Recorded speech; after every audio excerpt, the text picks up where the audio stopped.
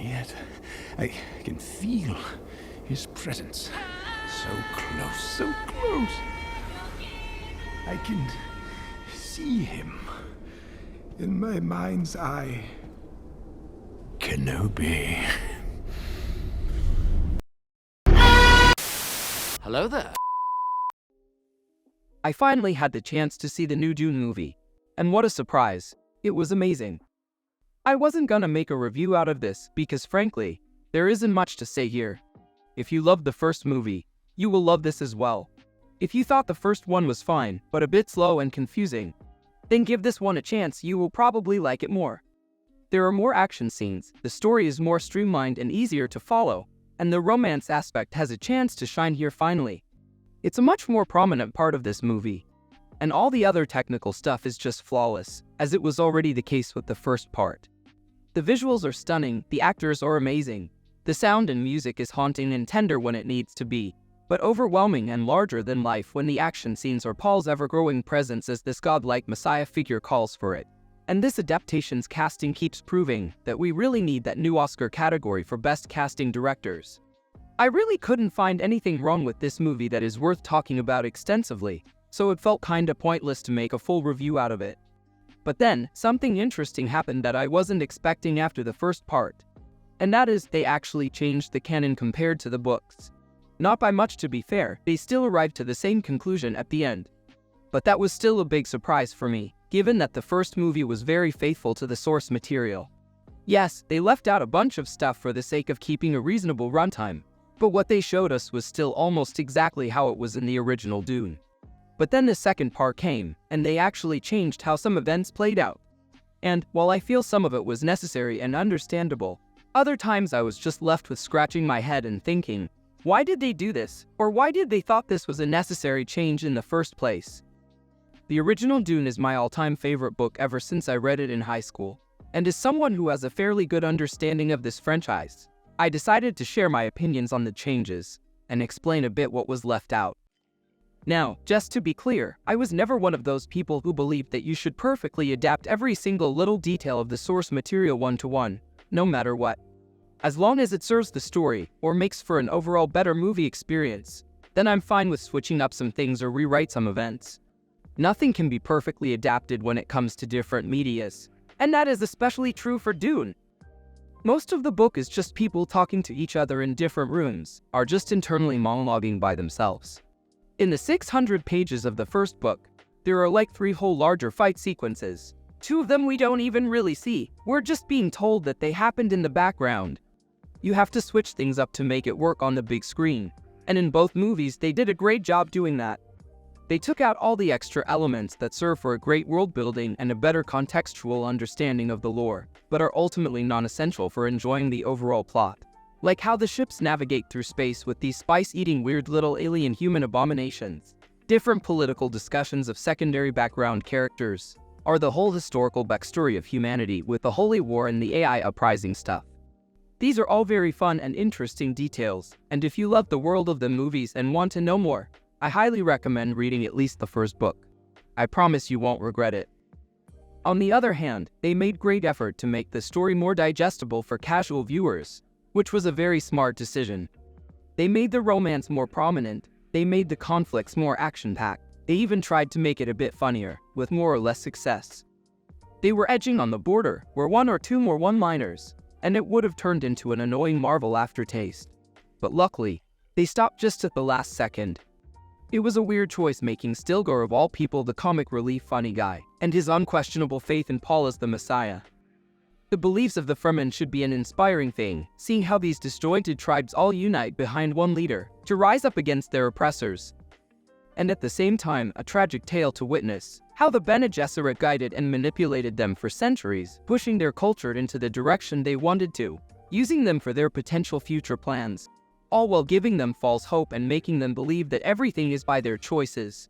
And now all these years later, Paul and Jessica doing the same thing with them. This is a great moral dilemma in the story, and making fun of it just hurts the overall atmosphere and importance of this narrative. And furthermore, it makes so that you can't take Stilgar's character that seriously, which ruins some scenes where you really should. Like when he got injured at some point and he offers Paul to challenge him now and kill him to become the new leader, because he's an easy opponent now. That is a very serious and hard-hitting part in the book. But here, you can't even really tell if he's serious about it, or is that supposed to be just another light joke for the audience to smile at? It kinda reminded me of the scene. I'm gonna get you home. No, leave me here. I want to die a warrior's death. On the battlefield, in battle. And then I can claim my place in Valhalla. Maybe your arm is in Valhalla. And that's not something you want to get compared to. Another big change that I was confused about is the time skip, or more like the lack of one. The time between the beginning of the first and the end of the second movie feels like a few weeks at max. But in the books, after Paul and Jessica were accepted by the Fremen, they lived among them for more than 2 years before they eventually retook the capital city. The overall events played out basically the same way, but I like the book's version better because it gives more weight to the Harkonnen occupation. It feels more like a struggle to drive them away, and it feels more earned at the end. It also makes more sense that Paul needed some time to adjust to the desert and learn the ways of the Fremen, and for his legend to spread out across the planet. This also means that a few things happen in that time frame that the movies just decided to cut out, like how Paul and Chani already had a son together. Unfortunately, he dies during the bombardment of their home camp, and they kinda just gloss over that in the book after a few quick lines of mourning, and then never talk about him again. So it's understandable why they felt it was unnecessary to include that in the movie. Sure, it has a big emotional impact when it happens, and it makes the story more realistic, that not all of Paul's friends and loved ones can survive a struggle like this, but I feel like it's completely fine not to include that. At least now we can skip that weird detail that he named his son Leto II, honoring his father, and later when he has another son, he just names him. Also, Leto II. The time skip also means that after a few months, Jessica gives birth to her new daughter, whose name is Alia, by the way. I don't think they ever say that in the movie, and she is around 3 years old at the end of the first book. Now, I don't want to talk too much about her, because I'm sure they will explain it more in the third movie, but very shortly. She was in the womb when Jessica drank the poison and went through her transformation, and that process affected Alia as well. So, along with Jessica, she also got the ability to access the memories and knowledge of all the previous Reverend Mothers who lived before them.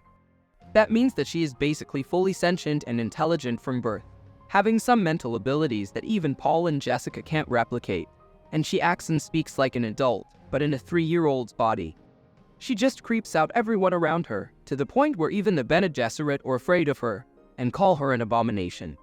She was also the one who originally killed the Baron, in a funnily anticlimactic way. While the duel with Feyd-Rautha and Paul's ascendancy to the throne happened, basically everyone just forgot about the Baron, until Alia just casually walks up to him and stabs him. Now you understand why people joked about Anya Taylor-Joy being casted as Alia, and how she would play the part of a 3-year-old. By the way, as someone who read the book, she is just the perfect cast for adult Alia. Not that this would surprise anyone after the castings we had so far, and I can't wait to see her potentially in the next movie. Her not being born yet naturally means that she couldn't be the one to kill the Baron, so that glorious task falls on Paul instead.